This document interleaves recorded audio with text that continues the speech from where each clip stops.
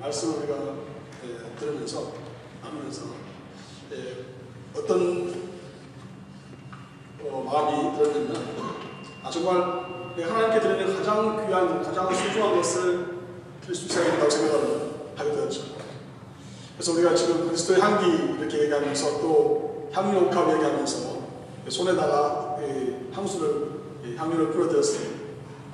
여러분, 그 향유가 얼마나 가시냐면 시간이 어떤 분은 댁에 가서 그 집에 있다가 갑자기 보면서 냄새가 나지 뭐였지? 이렇게 생각할지도 모르겠어요.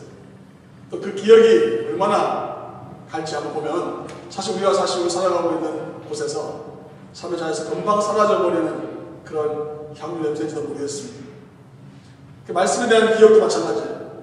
하나님 말씀을 주일날 설교를 통해서 듣고 또 은혜가 있지만 예배장을 딱 나가서 쓰는 순간 많이 잊어버리게 되죠.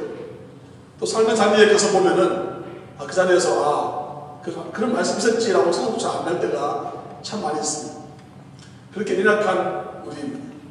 그렇기 때문에 사실 하나님의 말씀 우리에게 반복적으로 들려주신 이유가 뭐냐면 바로 그 말씀 묵상해야 되는 이유가 뭐냐면 우리가 주어져 있는 환경과 상황은 끊임없이 우리에게 하나님을 떠나서 살 수밖에 없도록 만들어져 있기 때문에 그렇습니다. 오늘 금방 읽은 우리 본문 요한복음 14장에서 이렇게 깨닫게 되는 것은 이 요한복음 14장에서 제자들의 그들의 마음의 상태를 보여주고 있습니다. 근데 마음 어떻게 설명하고 있습니까? 너희는 마음에 근심하지 말라 예수님 말씀하시면 그들의 마음 상태가 어떤 상태였습니까? 즉 근심하는 상태였습니다. 무엇이 그들의 마음에 근심하게 되었습니까? 바로 예수님께서 떠나시겠다고, 예수님께서 이제 지금 뭔가 큰 일을 일으키실 것 같은데 그 일이 좋아 보이고 멋진 일이 아니라 자꾸 죽는다고 말씀하시고 지금 모든 상황들은 점점 어두워져 가고 있는 상황으로 가고 있는 그런 상황에서 제자들의 마음속에 근심이 있는 것을 예수님께서 보셨습니다. 그래서 예수님께서 그들의 마음에 뭐라고 말씀하셨습니까? 너희는 마음에 근심하지 말라 이렇게 말씀하십니다.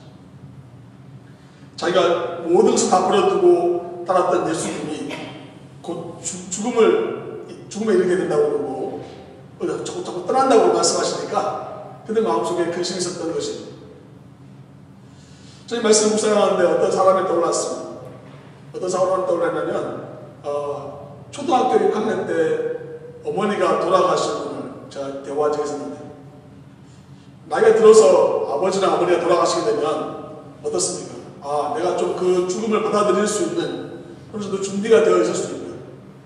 또 젊어서 아버지나 어머니 돌아가시게 되면 내가 그 일에 대해서 어려움과 아픔이 있지만 극복할 수 있는 힘이 있습니다. 근데 초등학교 6학년 때 어머니가 돌아가셨다는 그분을 보고 대화를 했는데 그분의 표현에 따르면 정말 하늘이 무너지는 같은 느낌이 듭니다. 정말 그렇지 않습니까? 절대적인 도움과 절대적인 사랑이 필요한 바로 그 어머니가 떠났을 때 그의 마음이 얼마나 뭔가 아픔 정도로 설명할 수 없고 정말 하늘이 무너지는 그런 경험이 있었던 거죠. 바로 제자들이 그랬습니다. 예수님을 따라가서 자기의 모든 것을 버려두고 예수님을 따라오고 있었는데 그 목적과 동기가 어쨌든 간에 상관없이 우리 예수님께서 떠나신다고 말씀하시고 또 자기의 죽음에 대해서 여러 번 예고하시는 것을 들으면서 그들 마음속에 불안한 마음, 불길한 어떤 예감이 들기 시작한 거죠. 그러면서 그들 마음속에 근심이 있게 되었습니다. 어쩌면 우리의 상황도 마찬가지 아닌가 생각되어집니다. 우리의 삶 속에서 내가 정말 절대적으로 생각하고 있었던, 아니면 말은 절대적이 아니라고 하면서도 중요하게 생각하고 있었던 나의 생업이라든지 나의 가정이라든지 나와 정말 소중한 관계라든지 이런 것들이 깨어지게 되었을 때 우리는 절망과 두려움과 근심을 하게 됩니다. 정말 내가 하나님을 의지하고 하나님께 내 모든 것을 다 드린다고 하면서 실제로 나에게 일어나는 어떤 사건이 일어나게 되면 그 사건에 대해서 내가 조바심을 내고 두려움에 근심에 우리가 빠져들게 되는 것을 보게 됩니다. 그래서 예수님께서 놀랍게도 우리의 마음을 보시고 이렇게 말씀하십니다. 너희는 마음에 근심하지 마라. 하나님을 믿으니 또 나를 믿으라. 그 다음 말이 참 놀라운 말씀하십니다. 내 아버지 집에는 거할 곳이 많다 이렇게 말씀하십니다. 아니 근심이 되는 문제, 우리에게 이 어려운 문제를 해결해 주시면 될 텐데 예수님께서는 우리에게 더 근본적인 문제에 대하여 답을 주시는 것을 보게 됩니다. 근본적인 문제의 답은 무엇입니까? 바로 하나님의 집이 있고 하나님의 집이 우리에게 예비되어 있다고 하는 그런 말씀입니다. 사실 우리의 근심과 걱정, 두려움의 그 기저에는, 그 저변에는 어떤 마음이 있냐면 내가 이러다가 죽으면 어떻게 되나? 내가 이러다가 아파서 죽으면 어떻게 되나 하는 생각이 드는 그런 마음들이 있죠. 사실 그 두려움의 가장 근본적인 가장 바닥에는 바로 죽음에 대한 두려움이 있는 것을 보게 됩니다. 얼마 전에 플루 때문에 많은 분이 아프고 힘들으셨는데요. 우리 반주자님이 또 플루에 그랬다고 합니다. 얼마나 힘들겠어요. 또 우리 행정님 신방을 제가 신방을 보면은 여전히 아픈 분들이 참 많이 있습니다. 조금 아픈 정도로 힘든데 그 반복되었을 때 얼마나 고통스럽고 아픔이 크겠습니까? 정말 내가 이러다가 어떻게 되는 거 아닌가 생각될 정도로 마음과 생각이 다 약해지는 것을 보게 됩니다. 근데 예수님께서 우리에게 말씀하시기가 뭐라고 말씀하시냐면 네가 두려워하고 있는 그 죽음, 네가 염려하고 있는 그것이 끝이 아니라 바로 그 이후에 아버지의 집이 예배되어 있고 죽음 이후의 삶이 반드시 분명히 있다고 하는 것을 우리에게 밝혀보고 계시는 거죠. 우리가 알고 있는 천국이 있다고 말씀하고 계십니다. 그리고 내가 지금 가는 이유가 너를 위해서 처소를 예배하러 간다고 말씀하고 있습니다. 사실 이 뒤에 나오는 이 처소라는 말은 본문에서 얘기하고 있는 이 내용은 바로 하나님께서 우리에게 만들어주신 천국 안에서 또 특별한 다른 어떤 장소를 예비하고 있다는, 헬라어로 포토스라는 단어는 또 다른 장소를 특별히 예수님께서 예비하고 계신다는 것을 의미합니다. 여러분 놀랍지 않습니까? 하나님께서 우리가 막연하게 생각하는 천국이 아니라 내가 죽어서 반드시 내가 하나님 앞에 가게 되었을 때 내가 거할 장소, 그 가운데서도 내가 하나님과 함께 있을 그 장소를 예수님께서 예비해 주셨다는 사실입니다. 예수님이 바로 이 말씀을 우리에게 가지고 있는 근심에 대한 가장 근본적인 해결책을 제시해 주시는 것입니다. 하나님 사랑하시는 성도 여러분, 우리 모두는 다 죽습니다. 여러분 다 그 사실 알고 계신가요? 우리 모두 다 죽고 그 이후에 영원한 하나님의 집, 하나님의 나라가 예비되어 있음을 여러분 믿으십니까? 아멘 소리 약한데요. 있는 것 같기도 하고 없는 것 같기도 그러신가요? 바로 그런 마음 때문에 예수님께서 뭐라고 말씀하셨습니까? 그곳이 있고 그 또한 내가 처소, 특별한 장소를 너희 각각 한 사람 한 사람을 위하여 내가 예비하고 다시 돌아오겠다, 이렇게 약속하고 계시는 것입니다. 오늘 말씀을 알려주시고 있는 그 놀라운 비밀은, 영적인 비밀은 바로 우리의 삶 속에 있는 그 어떤 문제를 하더라도 내가 죽어서 하나님 나라에 가게 되었을 때 그 하나님께서 나에게 예비하신 그 천국, 바로 그 자리에 비하면 내가 가지고 있는 문제들이 아무것도 아니라는 것을 금방 발견하게 된다는 사실이죠. 천국에 대한 소망이 있고 천국에 대한 기대감이 있는 저와 여러분은 어떤 문제를 당해도 근심하지 않고 염려하지 않고 그것을 다 이길 수 있는 힘이 주어져 있음에도 불구하고 사실 이 말씀을 대하면서 그 말씀 안에서 제 아들의 마음처럼 사실 우리 안에는 여전히 근심이 있고 걱정이 있고 두려움이 있는 것을 보게 됩니다. 이 말씀이 그래서 예수님과 제자들과의 대화들을 통해서 그 대화 가운데서 그런 의심과 또 근심과 염려가 여전히 있는 제 아들에게 예수님께서 말씀하시는 그 내용들을 통해서 바로 천국이 어떤 곳인지에 대한 설명과 또 그 천국을 어떻게 이 땅에서 또한 누릴 수 있는지에 대한 분명한 진리의 말씀이 이 본문 안에 있는 것을 보게 됩니다. 먼저 우리가 했던 예수님 말씀하셨던 것처럼 2절 말씀을 다시 한번 읽어보겠습니다. 2절 말씀입니다. 내 아버지 집에 거할 곳이 많도다. 그렇지 않으면 너에게 일렀습니다. 내가 너희를 위하여 거처를 예비하러 가노니. 내 아버지 집에 거할 곳이 많도다 할 때 예수님이 이렇게 설명할 수 있어요. 야, 너희 죽어서 천국 간다, 이렇게 말씀하지 않고 뭐라고 말씀하십니까? 내 아버지 집에서, 이렇게 말하고 있습니다. 우리는 죽어서 천국 간다는 이야기를 하게 되면 그냥 어떤 특정한 장소라고만 생각하는데 예수님께서는 뭐라고 말씀하시냐면 내 아버지 집이라고 이렇게 말씀하고 있습니다. 집. 천국과 집 차이를 아시겠어요? 나라와 집의 차이. 나라라고 하면 굉장히 넓다는 생각이 들고 나라라고 하면 좀 방대한 느낌이 드는데 예수님께서는 뭐라고 말씀하시냐면 우리가 가는 곳이 우리가 죽어서 가는 곳이 결코 너무 방대해가지고 막 정신없이 그냥 어디로 가야 될지 모르는 그런 곳이 아니라 바로 그게 아버지 집. 아버지께서 하나님께서 거하시는 곳이라는 것을 우리에게 말해주고 있습니다. 창세기 35장에 보면 여러분 잘 알고 계시는 것처럼 야곱이 이야기가 나옵니다. 야곱이 자기 생각과 자기 뜻으로 모든 것을 행하다 보니까 하는 모든 것마다 문제가 발생하기 시작해요. 끊임없이 어려움과 문제가 발생하면서 자기가 어떻게 해야 될지 모르는 상황 속에 처해질 때가 수도 없이 많이 있었습니다. 특별히 그가 세겜 땅에서 자기 딸이 자기 딸을 욕보이는 그런 일 이후에 또 자기 아들들이 그 땅에 있는 사람들을 막 쳐 죽이는 그런 비참한 일을 일어나게 된 다음에 결국은 그가 다 포기할 수밖에 없는 그런 상황에 처해지게 되었을 때 하나님께서 그에게 나타나셔서 그에게 너는 베델로 올라가라고 이렇게 말씀하십니다. 베델로 올라가라. 이 베델이라는 뜻이 무엇입니까? 바로 하나님 아버지의 집을 이야기하고 있는 겁니다. 하나님의 집이라는 뜻을 가지고 있는 그 베델로 올라오라고 하는 것은 바로 야곱에게 네가 그 삶 너 혼자 살아가는 것이 아니라 네 삶에 네가 주인되어 살아가는 것이 아니라 나와 함께 살자고 말씀하시는 바로 하나님의 초청이라는 것입니다. 하나님께서 예전에 그에게 베델에서 나타나셨던 그 하나님을 다시 한번 그에게 리마인드 시켜주시면서 다시 한번 그에게 하나님과 함께 살아갈 것에 대한 분명한 지침을 알려주시고 계시는 거죠. 그래서 그에게 베델로 올라오라고 초청하고 계십니다. 저는 이 말씀을 묵상하면서 시편 한 부분이 떠올랐습니다.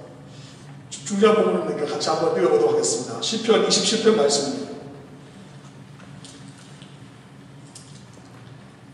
27편 말씀 27편 4절부터 제가 읽겠습니다.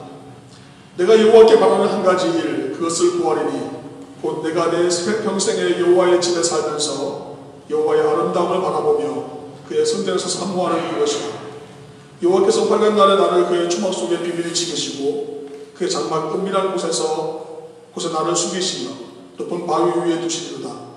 이제 내 머리가 나를 둘러싼 내 원수 위에 들리니 내가 그의 장막에서 즐거운 제사를 드리겠고 노래하며 여호와를 찬송하리로다. 아멘. 하나님의 집에 거하고자 하는 하나님 장막에 거하고자 하는 이 다윗의 마음을 느낄 수 있겠죠. 그 놀라운 것은 뭐냐면 바로 그 뒤에 나와 있는 말씀입니다. 8절 말씀입니다. 너희는 내 얼굴을 찾으라 하실 때에 내가 마음으로 주께 말하되 여호와여 내가 주의 얼굴을 찾으리이다 하였나이다. 주의 얼굴을 내게서 숨기지 마시고 주의 종을 노하여 버리지 마소서. 주는 나의 도움이 되셨나이다.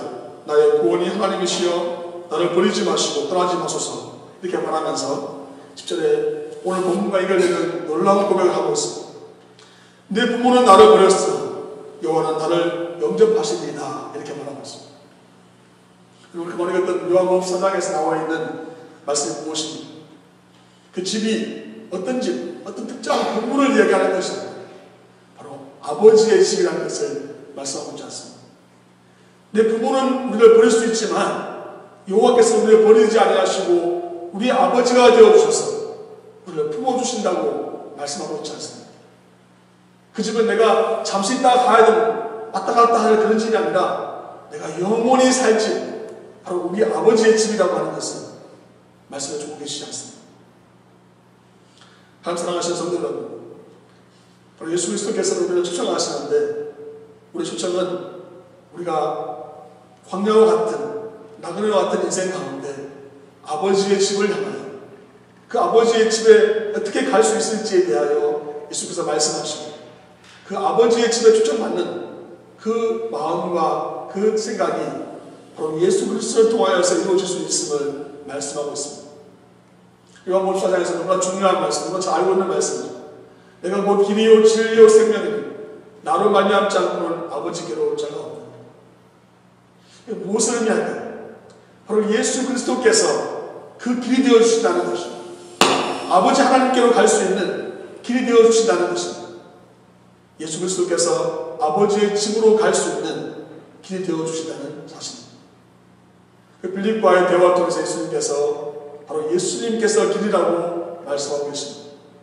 헬라어로 보면 이 말은 그 길, 그 진리, 그 생명이라고 말씀하고 계십니다.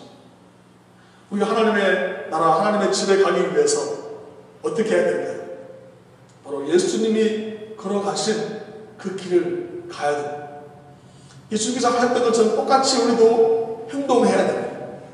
예수님께서 그렇게 우리의 삶을 변화시키기 위해서 새롭게 하시는 그 새로운 길로 우리가 나아가야 되는 것입니다. 또 진리, 예수 그리스도의 말씀, 하나님 주신 그 말씀에 따라서 우리가 살아가야 된다는 것입니다. 생명, 사실 죽음 너머에 있는 그 생명이 우리 안에서 새 생명으로 날마다 누려져야 된다는 것입니다. 그때 우리는 그래서 예수님께서 말씀하신 그 하나님의 나라에 이르게 될 것입니다. 그 하나님의 나라가 내가 주어서도 이르게 되지만 동시에 내가 지금 살고 있는 이 땅 가운데서도 내가 예수님을 따라감으로 말미암아 예수님 가르쳐 주신 그 진리의 말씀을 따라 행함으로 말미암아 그 생명력을 내가 누리고 나누고 또 섬김으로 말미암아 바로 예수 그리스도께서 우리에게 약속하셨던 그 아버지 집 안에 있는 안식과 평안과 기쁨이 바로 우리의 삶의 자리에도 동일하게 임하게 된다는 사실. 예수님 그렇게 말씀하지 않았습니까? 천국이 여기 있다 저기 있다 할 것이 아니고 바로 하나님의 나라가 너희 가운데 있고 among in you 너희와 너희 사이에 있고 너희의 심령 가운데 천국이 임하였다고 말씀하고 계십니다. 그리고 예수 그리스도의 보혈, 예수 그리스도의 죽으심과 사부로 말미암아 우리에게 주어져 있는 이 길, 또 우리에게 주어져 있는 이 진리, 이 생명이 우리에게 누려지는 놀라운 축복이 저와 여러분에게 있기를 주님의 이름으로 축원합니다. 이 말씀을 우리에게 여전히 생각이 드는 것은 그럼 내가 어떻게 이 길을 계속 갈 수 있을 것인가? 나는 어떻게 하면 주님을 따라갈 수 있을지에 대한 이야기를 생각들을 하게 됩니다. 이 본문에서 우리가 계속 보게 되는 것은 이 본문은 우리에게 그 길과 진리와 생명을 알려주실 뿐만 아니라 구체적으로 우리가 어떻게 해야 되는지 또한 설명해 주고 계십니다. 같이 한번 보겠습니다. 요한복음 14장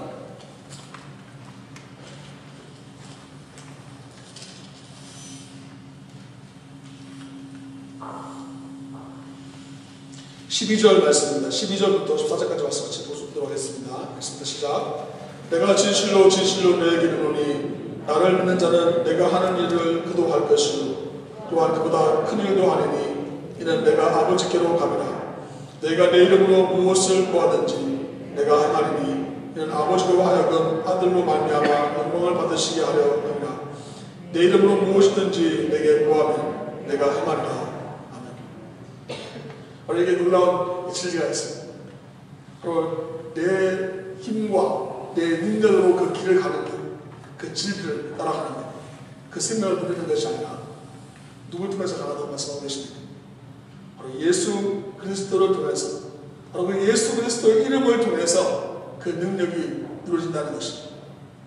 내 자신의 힘과 내 자신의 힘과 능력과 방법으로 내가 하나님의 능력과 진리와 그 길을 따라가는 것이 아니라 바로 예수 그리스도의 이름으로 그것이 가능하게 된다는 것입니다.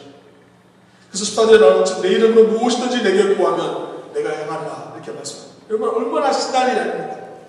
바로 예수 그리스도의 이름으로 우리가 구하게 되었을 때 내가 그 길로 갈 수 있게 되고 그 진리를 따라갈 수 있고 그 생명을 누릴 수 있다는 것입니다.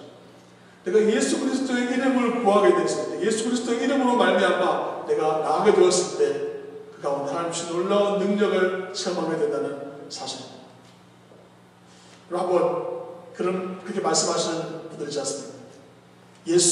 굉장히 예수님의 이름을 강조하시는 거죠. 정말 너무나 필요하다 생각되어집니다. 어떤 분은 자기 직장에 출근하면서 예수 그리스도의 이름으로 명하노니 악한 권세들을 물러간자다 이렇게 선포하고 나가시는 분들이 있습니다. 정말 아름다운 멋진 방법이라고 생각되어집니다.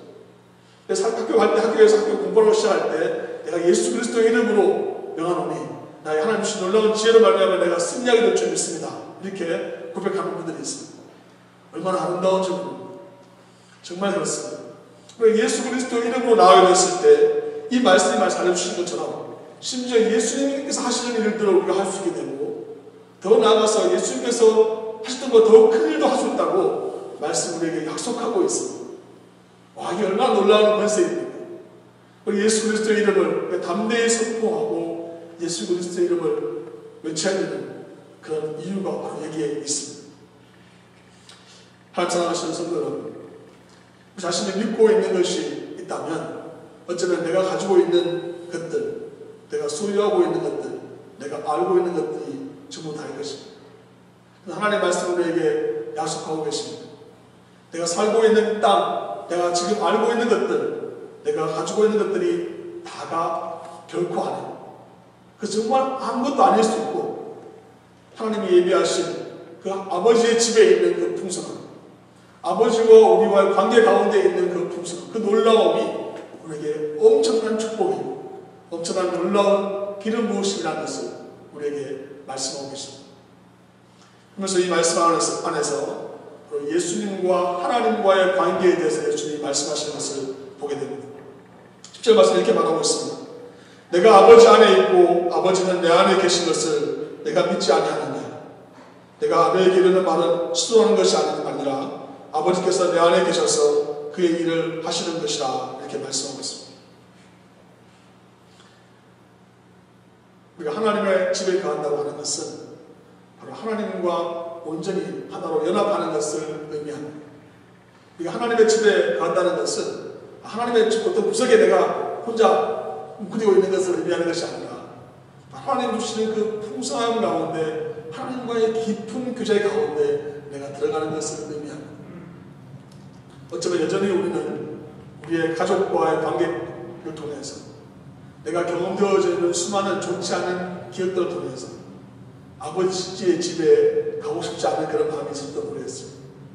여전히 내 안에 죄가 있어서 하나님과 내가 온전히 하나 되는 데 대하여 방해되는 요소가 우리 안에 있을지도 모르겠습니다. 그러나 오늘 말씀 우리에게 이렇게 추천합니다. 너희는 마음에 근심하지 마. 하나님을 믿는 것처럼 곧 예수 그리스도의 믿음으로 말미암아 그 예수 그리스도의 그 행하심과 걸어가심과 예수 그리스도께서 하신 그 모든 일들을 바로 너희도 할 수 있는데 그것은 예수 그리스도 이름으로 가능하고 하나님과의 깊은 친밀함, 하나님이 주시는 놀라운 그 자유함과 하나님과의 온전히 하나됨으로 말미암아 그것이 가능하다 이렇게 말씀하고 계십니다. 자, 여러분을 추천하고 싶습니다. 여러분 예배 자리에 나오실 때 예배 시간에 우리가 12시로 알려져 있지만 11시 더 일찍 여러분 나오셔서 한번 예배 시간 전에 하나님 내 안에 하나님과 온전히 하나 되기를 원합니다 하고 기도하는 여러분 될 수 있기를 바랍니다. 여러분 마음속에 예수 그리스도께 집중하고 나를 구원하셔서 나를 위하여 죽으신 하나님의 아들을 믿는 그 믿음을 나에게 달라고 한번 여러분 기도해 보시기 바랍니다. 엎드려 보시기 바랍니다. 하나님께서 여러분을 정말 진정한 예배의 자리에 부르실 것입니다. 우리가 부르는 찬양이 그냥 내가 입술로만 드리는 찬양이 아니라 내 영이 하나님과 깊이 교통하고 내 영이 하나님과 깊이 만나는 그런 예배 자리로 여러분을 하나님께서 이끌어 주실 것입니다. 또 하나님 여러분께서 여러분을 우리 자신을 사랑하는 내 아들아, 사랑하는 내 딸아 이렇게 인정해 주시면서 그 주님의 품에 그를 안아주시는 것을 경험하게 될 것입니다. 어쩌면 여전히 우리에게 아직 예배 또 하나님을 경험하는 자리는 제한되어 있을 수 있습니다. 여전히 근심이 내 안에 더 크고 내 앞에 처해져 있는 그 문제, 당면해져 있는 문제가 나에게 너무나 커 보일지 모르겠습니다. 하나님께서 우리의 말씀을 알려주시기를 진리의 영이신 하나님께서 말씀해 주시기를 바로 하나님의 영이 그 어떤 것보다 더 크고 하나님께서는 이 모든 것을 창조하셨고 주관하신다는 것을 우리가 알게 되었을 때는 우리는 아버지의 집에 안식을 누리고 마음의 여유를 가지고 이 땅 가운데 오히려 생명력이 없고 죽어져가는 영혼들을 향하여 우리의 마음이 열리고 아버지와 함께 그 사역들을 감당하게 되는 것을 보게 됩니다. 이 말씀을 우리에게 약속하시는 이 귀한 진리에 여러분 우리가 응답해야 되지 않겠습니까? 우리의 마음을 들여서 아버지 하나님 주시는 그 집에 안에 내가 들어가기 원합니다. 아버지의 집, 아버지의 임재 가운데 내가 더 오랫동안 머물기 원합니다. 내가 하나님을 더 깊이 느끼고 경험하고 그 누리는 그 삶을 우리 이웃에게 함께하는 사람들에게 내가 전달하기 원합니다. 그런 고백이 나올 수 있는 저와 여러분 되시기를 한 번 더 주님의 이름으로 축원합니다. 아멘. 말씀 냈습니다. 이 말씀 앞뒤에 보면 바로 다른 유다의 배신이 나오고 이 앞뒤에 보면 베드로의 배신이 예고되어 있습니다. 놀랍지 않습니까? 이런 하나님의 예수님이 주시는 이 엄청난 선포가 유혹 같은 이 말씀 앞뒤에 바로 베드로의 배신이 예고되어 있고 또 그 앞에 보면 다른 유다의 배신이 일어났습니다. 우리가 무엇을 알려주고 있습니다.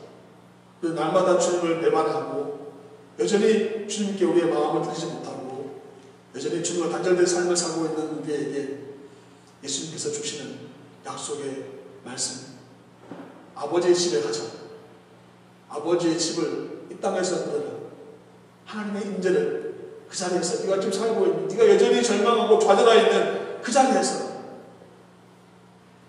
그 십자가의 사랑과 은혜를 누려라. 이렇게 말씀하고 계십니다.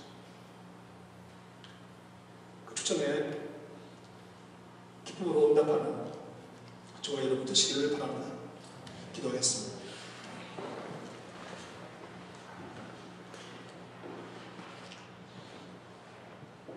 이 시간 잠시 묵상으로 기도하겠습니다.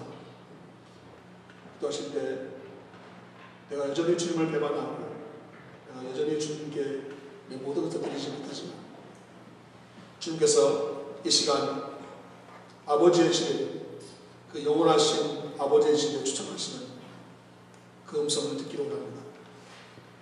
주님 나에게 아버지의 모든 것들을, 모든 가치들을 나를 위하여 부으셨던 그 사랑 가운데 내가 온전히 들어가기 원합니다. 고백하며 기도하겠습니다.